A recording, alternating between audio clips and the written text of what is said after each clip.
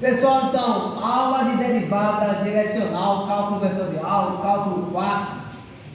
Então, a derivada de uma função, um ponto, na direção do vetor unitário, é o número.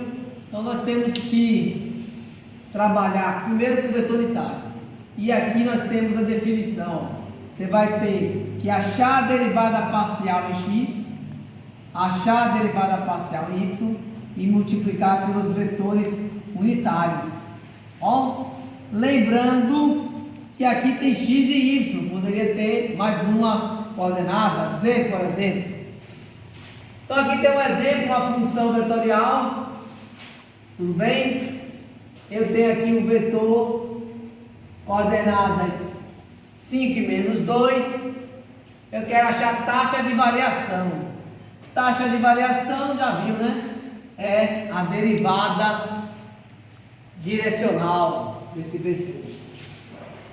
Eu tenho um ponto para calcular essa derivada direcional, então eu vou achar um número. Não esqueçam que derivada é um número. Ele representa uma variação de velocidade, por exemplo, que é o caso. Primeiro passo, vetor unitário. Acho a norma do vetor, coordenada é 5 menos 2, eleva ao quadrado, soma a raiz de 29. O vetor unitário, pega o vetor, divide pela norma. Vetor pela norma. Então esse aqui é meu vetor unitário. Muita gente escreve assim, né? Sem as direções I e J. Vou escrever simplesmente assim. Aí com o vetor unitário, eu vou pegar essa função, guardo o vetor unitário lá, vou trabalhar a função que começou o problema, acho as derivadas especiais em x e em y. Em x, mantém y como uma constante, não é isso? X ao quadrado, tomba o 2, 2xy.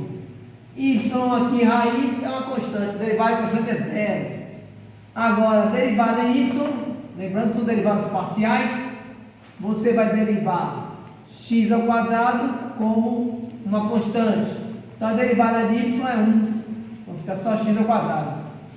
Agora, aqui, você sabe que é y elevado ao meio. A derivada é o quê?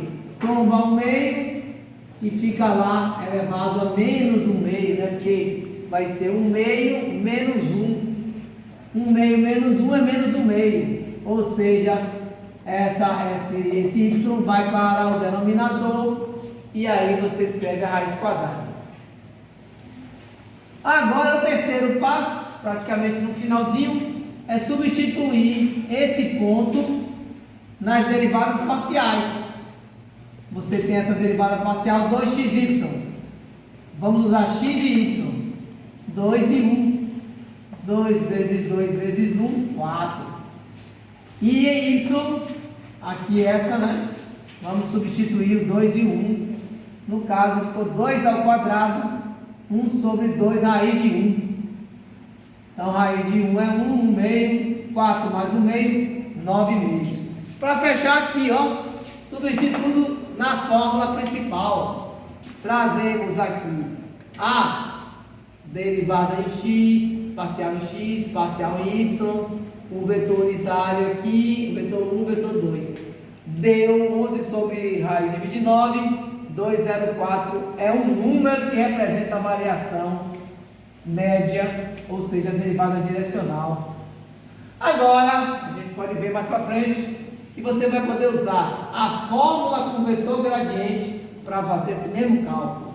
Lembrando que vetor gradiente vai ser a derivada parcial da função em x e a derivada parcial da função em y. Se tiver z, continua, né? Z, w. E aí você vai trabalhar aqui com ela e multiplicar pelo vetor unitário. Tá joia? Olá, pessoal, vamos fazer aquela questão que fizemos há pouco aqui no GeoGebra.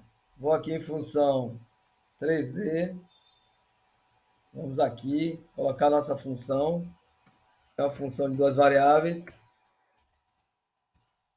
Né? Vamos fazer um campo aqui escalar. né, um campo com x ao quadrado vezes y, lá vezes y, mais raiz quadrada, aqui no cantinho a gente puxa a raiz de y. Está aqui a função no espaço. Então, a gente tem aqui a visualização dela, desse comportamento. Aqui nós vamos colocar o vetor que nós temos lá, que é o vetor 5 menos 2. Então, nós vamos trabalhar em cima dessa direção aqui. E o ponto que foi determinado para encontrar o comportamento da derivada, você escreve P maiúsculo, encosta aqui o parênteses, 2 e 0. Esse é o ponto que nós vamos trabalhar. Olha aí. 2 e 0 não, vamos retificar 2 e 1, fora do eixo. Então nós temos que fazer o que agora, galera? Achar normalização desse vetor. Eu posso fazer aqui um cálculo mesmo da normalização usando a raiz. Vou normalizar aqui, ó, raiz quadrada de 5 ao quadrado. Opa,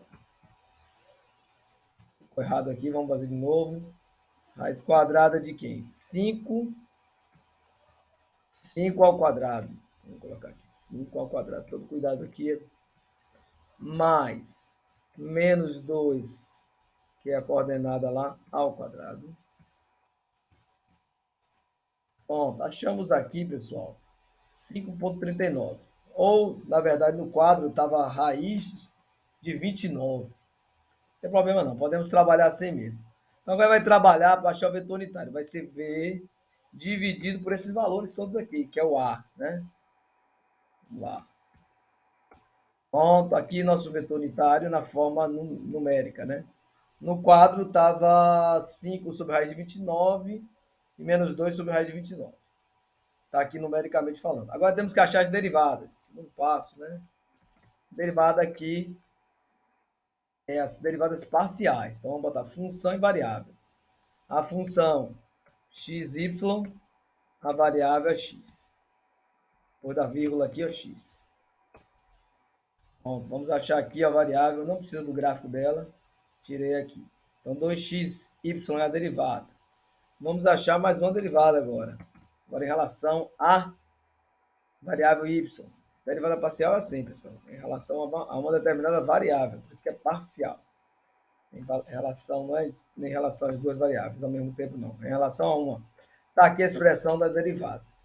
Não precisa de gráfico, tira aí o gráfico. Vamos agora achar no ponto, essas derivadas no ponto. Então, você vai colocar B, qual é o ponto de estudo? 2 e 1. Ele vai me dar aqui que a derivada é 4 para esse ponto. Derivada parcial em x. Agora C, que é a derivada em y, para o ponto 2 e 1. Deu 4,5, que seria no quadro 9 sobre 2. E para achar a derivada final, gente, é só multiplicar então. Vou chamar DD, derivada direcional, vai ser quem? 4, que nós achamos agora, vezes, olha aqui, 0,93, 0,93, que é o vetor unitário, mais 4,5 vezes a outra coordenada do vetor unitário, menos 0,37. A parênteses, né, para dar proteção aí do negativo. Pronto, pessoal. Esse é o valor que a gente encontrou lá no quadro, tá bom? Fizemos aqui no GeoGebra, certo? O vetor unitário aqui, ó, ele está de preto, mas você vê que ele tem a mesma direção. Se você quiser colocar uma cor diferente, você coloca aqui para você visualizar melhor. Um verde.